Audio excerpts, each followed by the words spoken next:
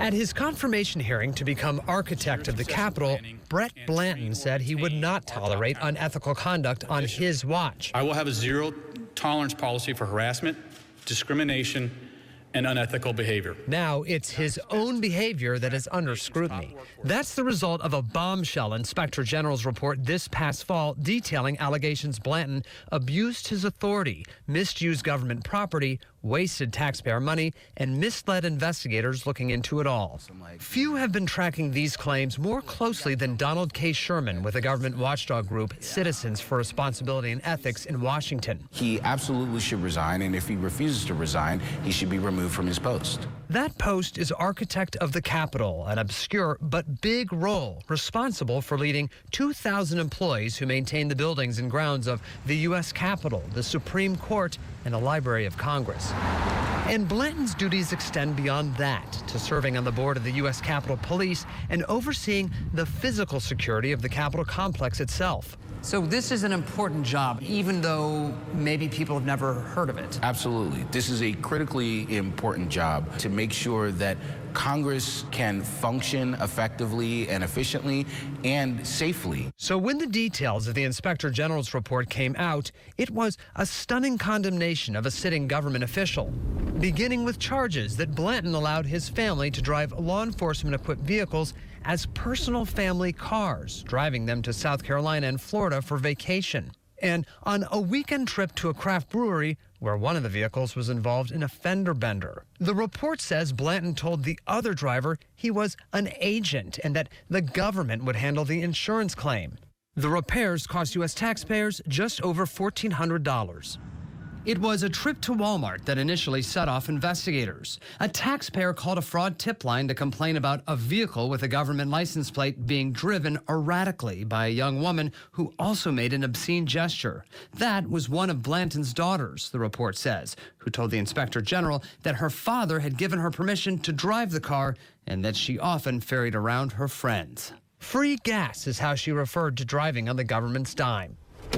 Only it wasn't free for U.S. taxpayers. The additional miles and wear and tear on these government vehicles amounted to more than $12,000 in unreported fringe benefits to Blanton, according to the Inspector General.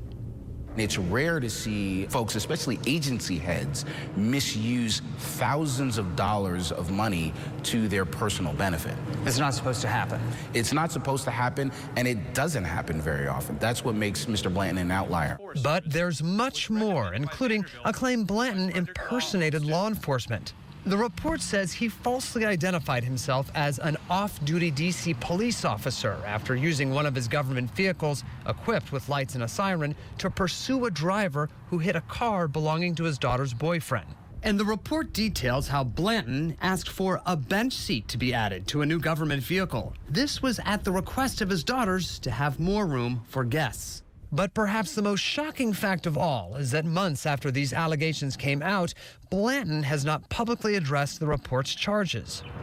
So we went to the Capitol to see if we could track down some answers. Education, labor. In recent weeks, Blanton had declined all of our requests for an interview and never responded to our emailed questions. When we arrived at his office in the basement of the Capitol, it was quiet. Hi. Patrick Turks for the Scripps News. We're trying to get in touch with Mr. Blanton if he's available. I'm not sure if he's in today. He apparently wasn't in, and we left another message. Congresswoman, hi. Do you have 2 quick minutes to talk about the architect of the Capitol? Oh, sure. Later, we met up with Democratic California Congresswoman Zoe Lofgren. She was in charge of one of the congressional committees overseeing the architect of the Capitol when the allegations against Blanton first came to light. When the Democrats were in power, when you were in power, why didn't you fire him? We don't have the authority. She and other Democrats called on Blanton to resign, but Lofgren told us there was no way to force him out. That position is appointed by the President of the United States. President Trump nominated Blanton to a 10-year term in 2019. But here's where things get murky. Our investigation found that while the president is the one who hires the architect of the Capitol, no one seems to have the authority to fire him. It doesn't seem clear in the law that even the president can fire him. Do you have concerns about that? Well, I think the former president, ex-President Trump, made it clear that the president can fire whoever he wants. But President Biden's administration has not yet taken any action on Blanton.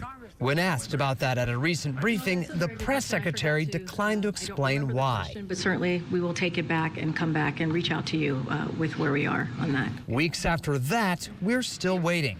In the meantime, Blanton seems to be benefiting from his low profile. Mr. Chairman, do you have a moment for... Kentucky Republican James Comer is the new chairman of a House committee that also oversees the architect of the Capitol.